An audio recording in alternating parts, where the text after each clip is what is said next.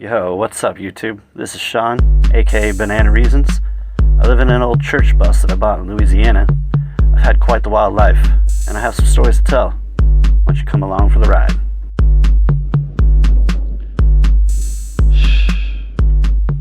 Bruh. Alone on my fucking birthday, out in the middle of the desert worrying about money.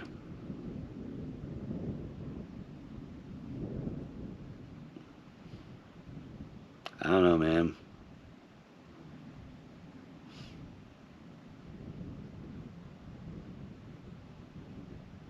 This fucking shit's depressing, yo. Well, I think... Morning, it's coffee time.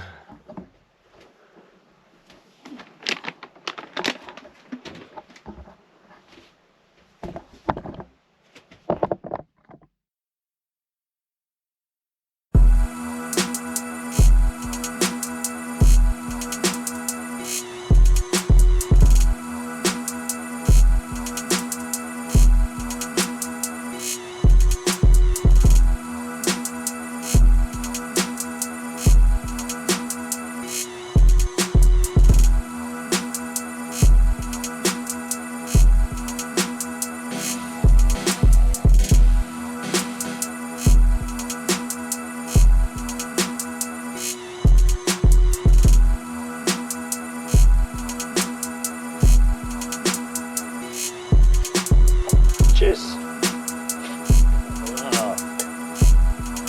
Let's go for a little walk, drink a little coffee. Let's check this desert out. Used to be the desert. It's looking a little green. Look at this shit.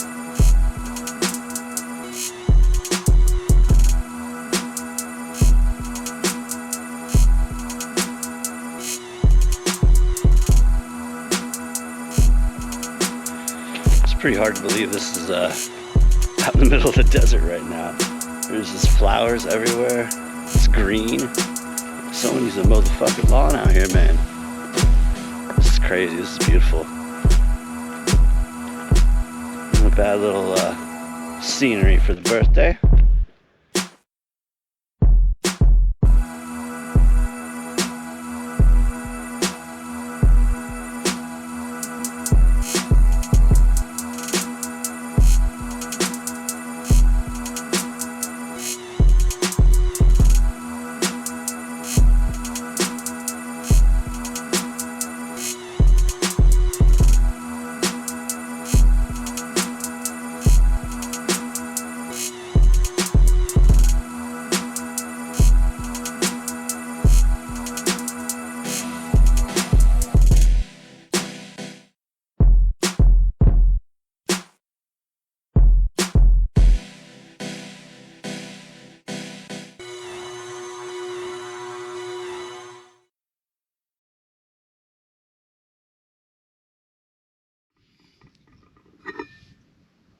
Cheers.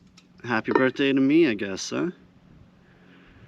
So here we are, just outside of Lake Havasu at Craggy Wash, BLM camping area. Been here for a while. I've been in Havasu, when did I get here? I got here in November. And I was working at Walmart for a little while. I transferred from one in Colorado Springs to the one here because it's close to the BLM camping areas.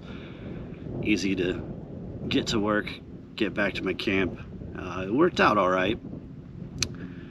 But Walmart, you know, they pulled a little shifty on me. So I got out of there and here I am, having a birthday out in the middle of the desert by myself. I mean, I think a lot of people, this would be pretty shitty for them, I think. You know, I'm an only child. I don't know, being alone is not the worst thing. I mean, I'm just gonna eat a bunch of good food, smoke a bunch of weed, and play PlayStation. I mean, that's fucking, it's about all I ever want, you know? I mean, sharing time with people is definitely, it's a lot better. Like, we're not gonna fucking lie, you know? Like, everybody wants to have people to spend time with, someone special. someone's special, however you want to roll. But hey man, you know, I've had plenty of birthdays where I had people with me. I've had some pretty fucking wild birthdays, man. So I mean, that's what I guess got me to this point. Maybe you know, my past, my track record, that's why I'm here alone. You know, I mean, you gotta be truthful with yourself about these things. I'm my worst critic for sure. I'm pretty fucking harsh on myself, so hey, you know, I spent many years pretty hardcore alcoholic. I mean, about as bad as it gets. Like, purposely trying to drink myself to death kind of thing. I always thought I was a fun drunk. I always thought, you know, I wasn't out trying to start fights ever. That wasn't me. I just wanted to be part of the party. You know, I just wanted to be amongst everything. I like, you know, I like being in the thick of the shit. So I was just a party boy. And then eventually it wasn't party. You know, I was just fucking depressed drinking all the time, man. Just drinking with a purpose is what I used to call it. And that was the dark shit. Like, I want to get fucked up, not to party, like, because I feel like shit, because something went wrong today, or just whatever the fuck, you know, like, gotta get fucked up, forget this shit, get blackout drunk, get to my, I don't know if it was my happy place, or it was just my, I don't give a fuck anymore place.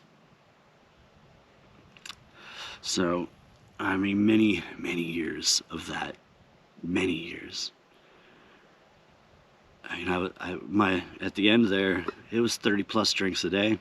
I mean, pretty much minimum was like 30 drinks. So, how do you expect you're gonna drink 30 drinks a day and people want to be the fuck around you that are also just pieces of fucking shit too? So, it got to the point where I was the biggest piece of shit, I guess. I mean, you like to think highly of yourself, or a little, I don't know. You like to think better of yourself than I'm a piece of shit. No one wants to be the fuck around me. I think that's where I was, man. Like, I wasn't doing anything bad or anything. I just probably wasn't pleasant, man. Just fucking shit-faced all the time. Just bitching and moaning too, man. Like, I got a lot of pessimism in me. Yeah, I don't like it, you know, I hate that part of me. I'm trying to work on that. I think that's part of my healing process from trying to get over this addiction shit. That shit's real, man. It's all masking, you know, you're all trying to disguise things that you're not happy with yourself, or things that have happened to you, or like, I don't know why I'm the way I am, man. It's not like something really bad happened to me. I mean, yeah, my stepdad was a dick. You know, I love him, but, you know, he definitely instilled a lot of self-doubt in me. You know, I definitely see, I'm a very negative person, a lot of negative outlook on, you know, for him, I don't know if it's a negative outlook on himself, but he definitely has that negative outlook on others, and I got that. But as well, he was always negative towards me, so I'm very negative about myself, you know, and very harsh on myself. And it's hard to get out of that headspace. And, you know, I mean, I just don't feel like I deserve it. I mean, I don't know if that's right or wrong. I mean, some people don't deserve forgiveness and peace and happiness, you know. Some people are pieces of shit. Maybe I am. I don't know, man. Like, I am. I think everybody is, actually. Everyone's got a little of that piece of shit in them. Just how much of that are they embracing? I try not to. You know, I try to be good. I think that's the effort, at least.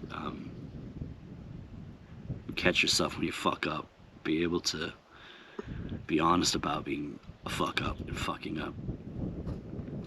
So, I don't know, man. healing's a pretty rough thing. It's now been, what, 3.5 years since I quit drinking?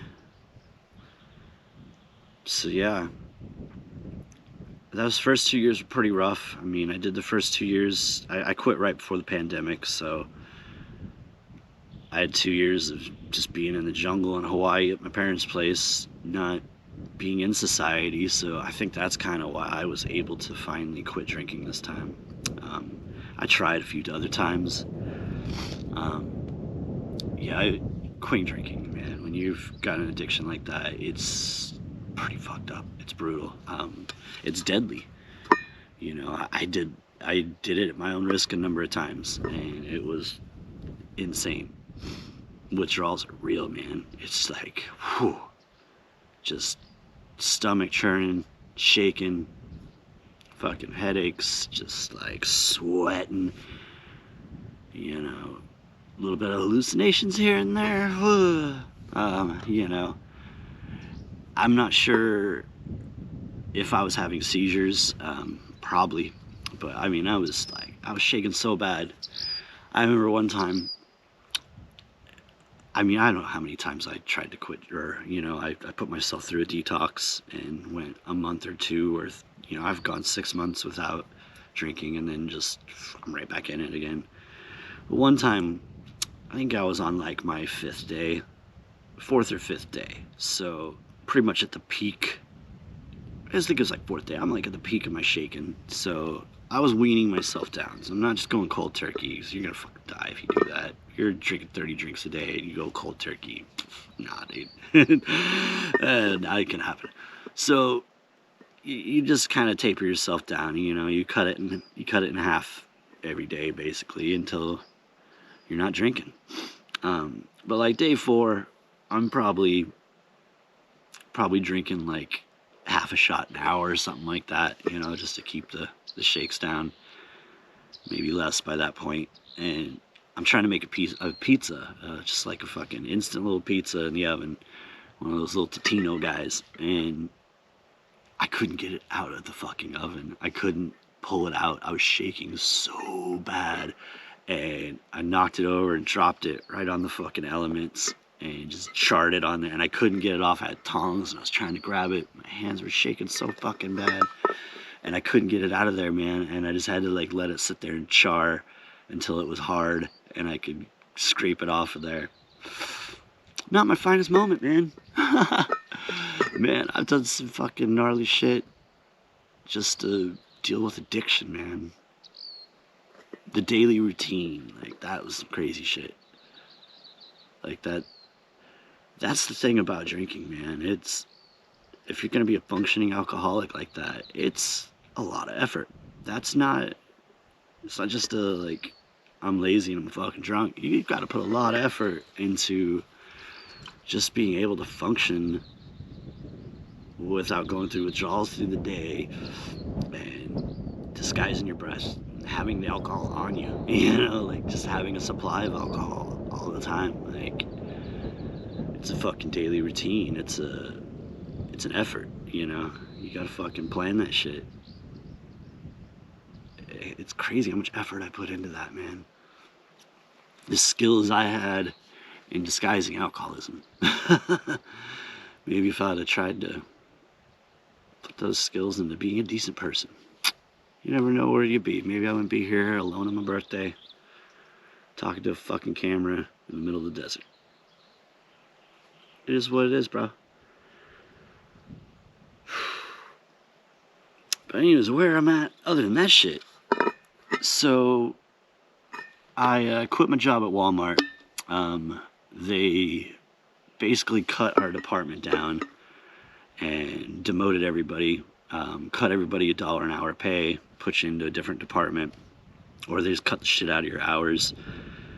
And they're going to do it to me. They're going to cut me $1 an hour, wanted to move me out of the department. But basically what they're going to do is, because you're trained in that department, when it's too busy, you're going to have to go fucking work in it and work for your $1 an hour less, because you're trained. I know that's what was gonna happen, so I wasn't cool with that. Basically, I was like, look, it's a fucking job. So I was supposed to take a vacation to go to Schoolypalooza, they denied my vacation. So my plan was, all right, fuck it, I'll go to Schoolypalooza. When I come back, you know, I'll go back to work until I don't really need it anymore. But they denied the vacation, so I was like, fuck it, just going on my vacation anyways, man. So I took off to Schoolypalooza, and I had previously purchased all the stuff to do stickers, decals, t-shirts, that kind of stuff, out of my bus.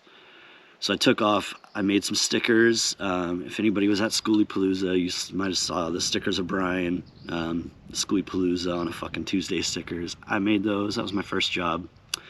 Also made some vinyl decals for Paul the Bread Trucker, if anybody watches his channel. So those are my first 2 jobs. And then I came back up here, and I kind of just, for 2 weeks, just went lazy as fuck, man, and really just had no motivation. So those 2 weeks kind of fucked up. I should have really gotten my act together. I did not, because I'm a procrastinator. Yeah. So I'm running out of money. I did last week, I got some shit together, got a bunch of decals together, got a bunch of stickers together, and I went and did the swap meet. And I actually did pretty good. Mainly because I got a custom job. A brewery asked me to do 20 decals for them. So I ended up making a good chunk of my money off that one job. And then I sold some of my other stuff. I did another custom as well at the swap meet. So it went pretty well. And yeah, I mean, it was like encouraging, like, hey dude, I could really make a living doing this. And this is here in Havasu, which is it's a retiree community. And not just like my parents' age, kind of age, like these are old people, and largely a right-wing community too, so not really the people trying to buy my kind of stuff, you know. So it went all right though. It was encouraging. So I was going to do it again this week. I was going to get a bunch of shirts together, so I had shirts to offer as well. And I got quite a bit done, but I didn't get as many done as I needed, and also have no way of displaying the shirts right now. I have one table, and it's already covered in decals. I don't have room for the shirts on it. I don't have a hanger rack or anything yet. I don't have the money to buy that shit. Ugh. So I'm in kind of a shitty spot right now. And also, it rained yesterday, and yesterday was the swap meet. It was Sunday. I basically decided Saturday night when I was printing shirts I hadn't done enough. I don't have my display ready. I still haven't made business cards. All these things I really wanted to have, and it's $60 because I have to rent 3 spots for my bus.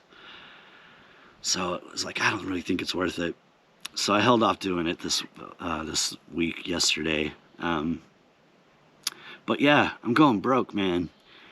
So I've got to figure out if I'm going to do the swap meet on Sunday here. It's going to be sunny, and I will have shirts together. I could go buy another table, but it's a chunk of money, and I don't have much money. Like, I'm broke, bro. Like, I'm sweating it. I got my bills paid. I actually have my internet I got to pay for in a couple weeks. That's my next coming bill. I don't know if I'm going to have the money for it. Yeah, so I got to decide if I'm going to do the swap meet here, or if I'm going to take off and go do the swap meet in Vegas. The Vegas one is a way better option. I mean, there's thousands of people that go through that. I also can get power to my spot, so I could probably just get away with paying for one spot there, and just setting up my equipment and all my gear that I have and trying to make do with that. But I gotta pay the money to go up there to Vegas. And also, yeah, swap meets, man. So what do I do? Do I do this one next week here? Hopefully make some money, because if I don't, I'm fucked. I mean, $60 to get in. If I don't make that back, make me a few $100 on top of that, I'm in bad shape, man. So yeah, I shoot off to Vegas, try to do that swap meet, try to get my ass a job, which I really don't want to do, man. The whole point of what I'm doing is to not have to work for other people, but I don't have the money for supplies right now. That's the fucking rough thing. I've invested everything I got. I don't have money for more shirts. I don't have money for more vinyl. I don't have money to get a fucking shit for my display, man. Like right now, I just sitting out there with one table. I don't got a canopy. I need a second table. I need some hanger racks, man. So yeah, I don't know what to do. I don't know what the win in this situation is, man. Also, summer's coming. I don't want to be stuck here in the desert in the summer, man. I gotta get up north. Definitely, that's a that's a high priority. Gotta get that gas money together. I mean, fucking money, money, money. You know, still waiting on my tax. I still haven't got my stimulus money, dude. Like, what the fuck's going on with that? All these like Tom Brady got $1 million and went and bought a fucking boat. I can't get my $3,000, dude. Should have been more. I remember Biden telling us $2,000 checks out the door, lying motherfucker. I haven't gotten any of it, man. IRS sent me the ID verified, and then I got a letter 9 weeks later. I got ID verify again, and I finally got on. You know, after 8 months of calling the IRS, and you know, if you've ever tried to call the IRS hotline, this shit's ridiculous, man. You got to sit through this voicemail. It's like 2 minutes long, and then it just goes, sorry, due to what is the term? What did they say? Unusual high call volume. Your call cannot be connected, and it hangs up on you. But unusual high call volume every single day for 8 months? How is it unusual when that's the actual fucking call volume, man? You know, they hired all these IRS agents recently, and none of them are to answer the fucking hotline so you can get your money. They're all just to fucking audit poor people, you know? Like, come on, bro. So yeah, still haven't got my stimulus money. I haven't been able to file this year's taxes because Walmart did it. I get my W-2 online, and so they give you this, you're supposed to get it off this website. They give you a link. So I click the link, and I can't access it unless I'm on the Walmart Wi-Fi, which I think is on the Walmart app, which I never was able to get. So I still don't have my fucking W-2 from Walmart, even though I was supposed to have that because I opted into the electronic W-2. I was supposed to have it right away, and yeah, now I can't access that. So that's, you know, that's my stimulus money, that's my tax return, that's a chunk of money that would be like a difference maker for me. A lot of people, that's a drop in the fucking bucket. That's game changer for me right now. That's the difference of survival and not. So, what do I fucking do, man? And it's not just so simple of just going and getting a job, you know, like, I live in a fucking bus, dude, so where am I gonna park? How am I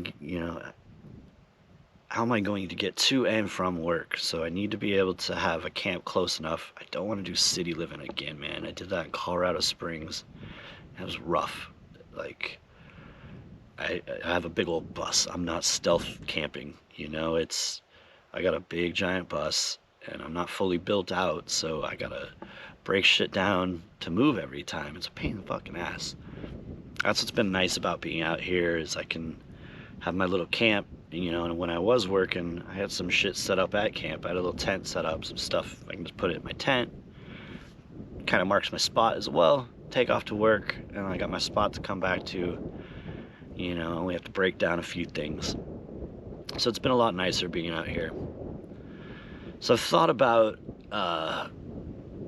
Boulder City, you know, thought about getting, Boulder is close enough to where I could be, Dry Lake Bed is a BLM area, which is about 12 miles from Boulder City. And also on the opposite side of Boulder City towards Henderson is Railroad Pass Casino. It's a shithole casino, but they're pretty much always hiring. And you can stay actually at the casino too, so I probably could stay there and work there. So that's a possibility. I mean, it's minimum wage, working at a shithole. It's survival. So it's not what I want to do, man. I really want to pursue this decal shirt business. I'm not set up, man. That's the problem.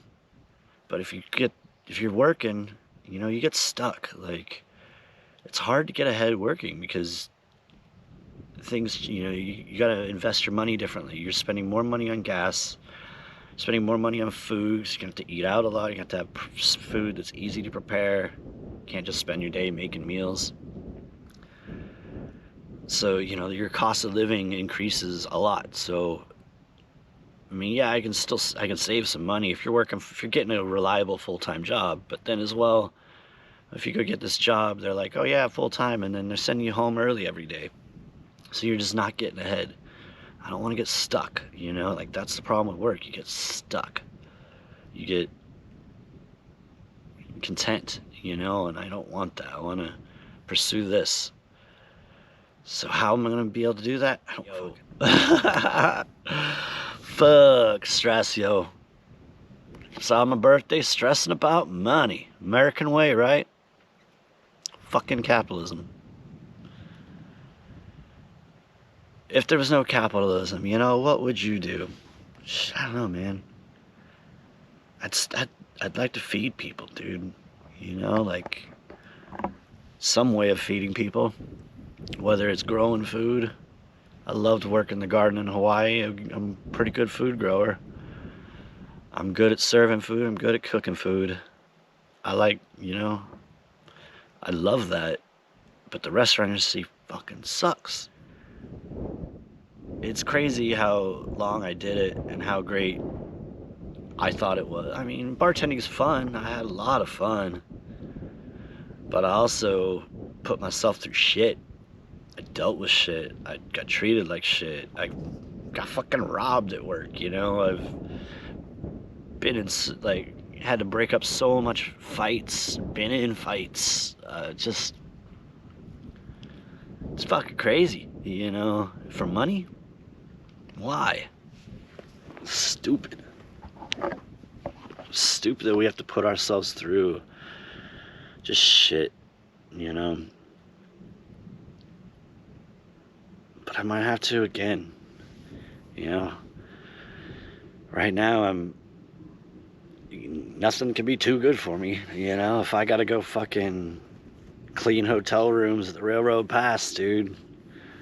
If I gotta go to the dodgiest motel in Laughlin and clean those fucking rooms, it's what I gotta do, man. So right now, shit's got me worried. I hate it. I hate worrying about money like this all the time.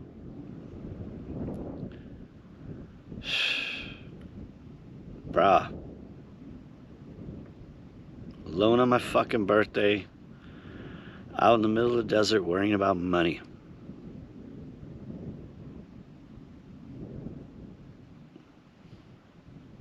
I don't know, man.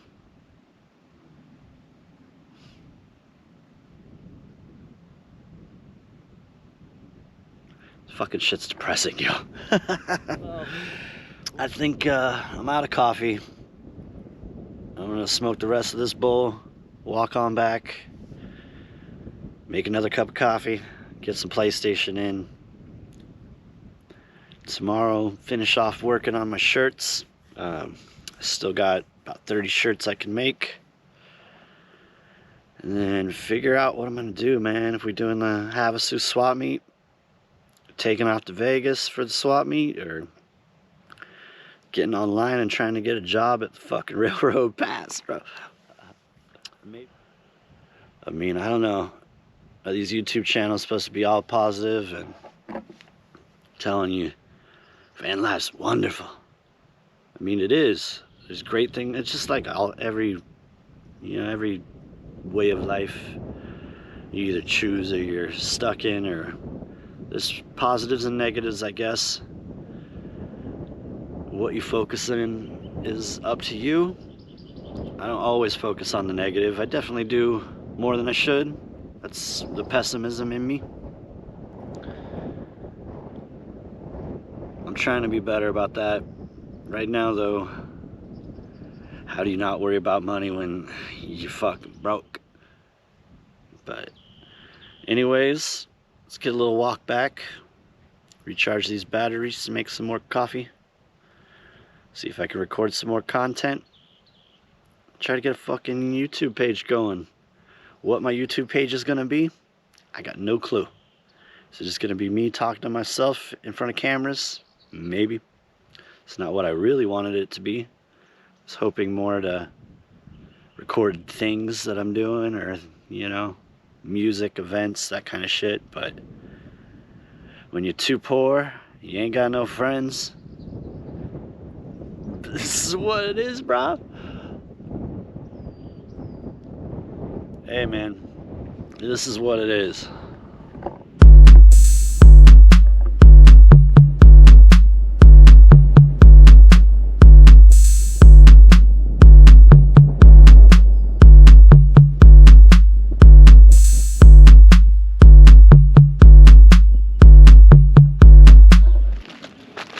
Look at these little prickly dudes.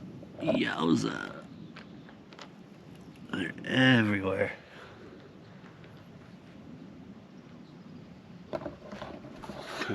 Watch where you sit, yo.